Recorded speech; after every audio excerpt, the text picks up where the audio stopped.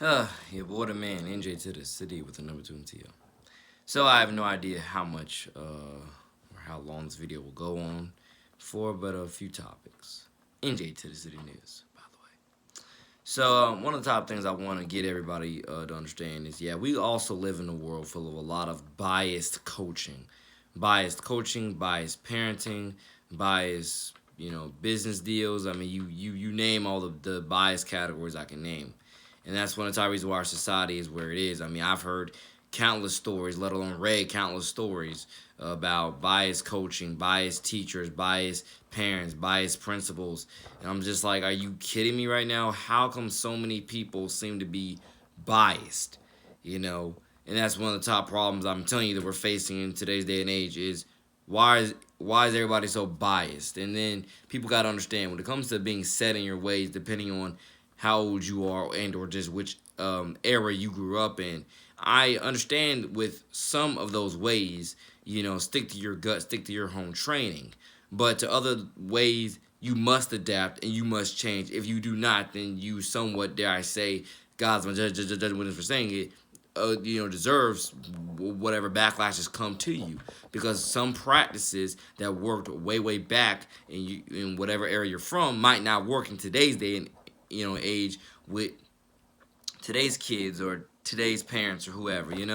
And you can try to I mean, a lot of people, dare I say, they try to bully you into it and be like, yeah, you could never survive in my era, or and I mean, they say it in a bully type of demeaning fashion of you're weak, you're spineless, you're not tough enough. And I want people to understand that's one of the top things we got to get rid of in today's day and age.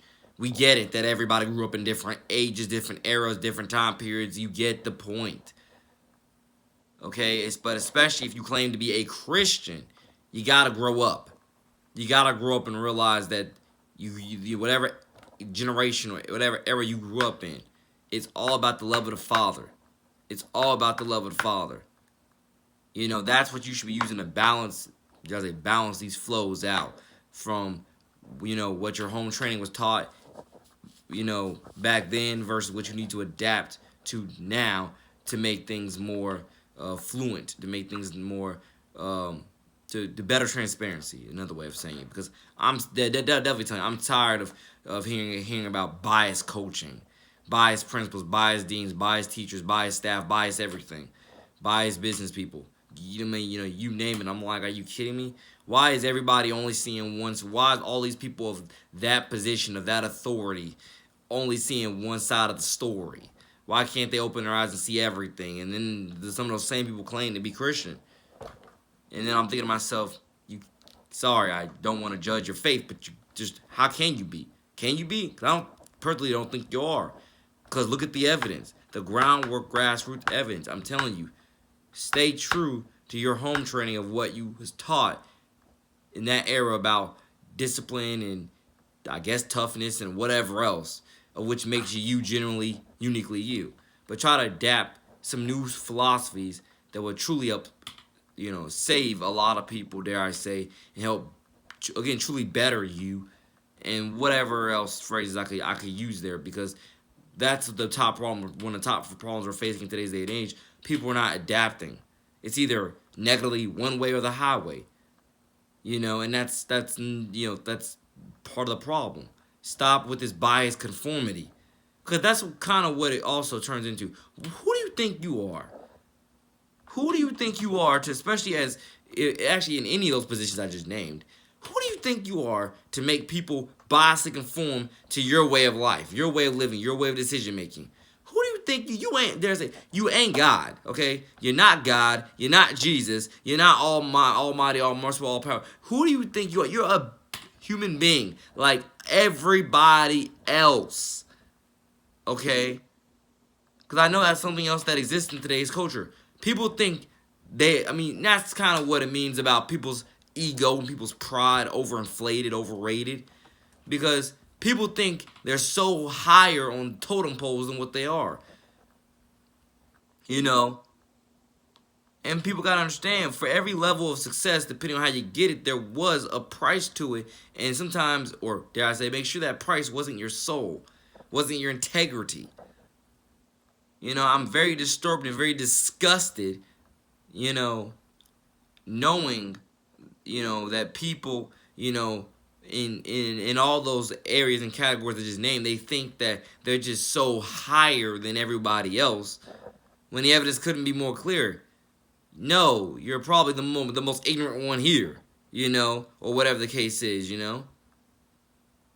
And then that's one of the top problems we have in today's society. Those same people, they get these coaching positions, they get these teacher positions, they get these dean, faculty, staff, principal, you name it, whatever positions in whatever other workforce out there. And it's like, what?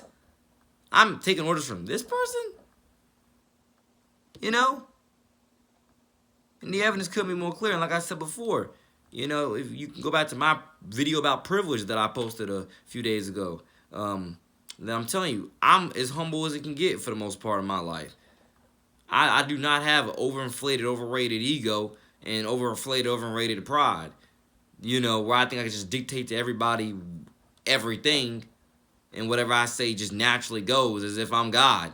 Because I know I'm not.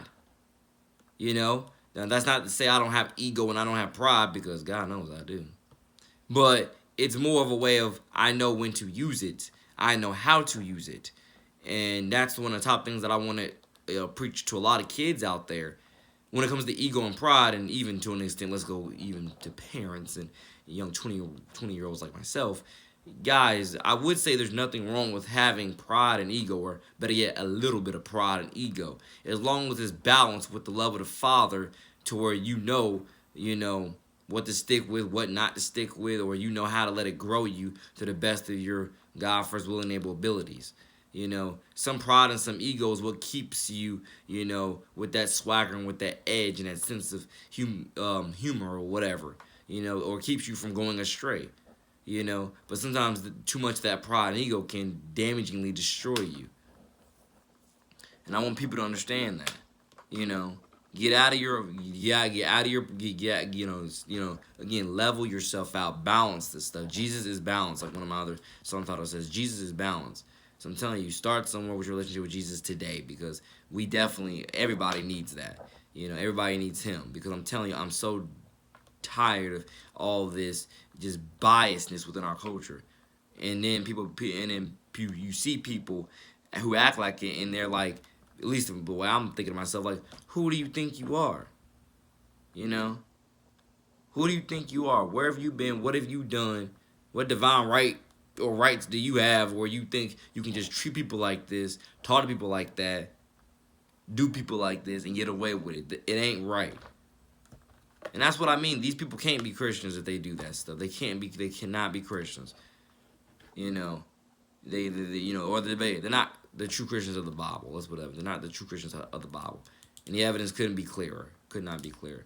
Again, use your own God first, discernment to clarify that in your own mind, within your own ways of thinking and doing things. I've just had to give you my piece on it.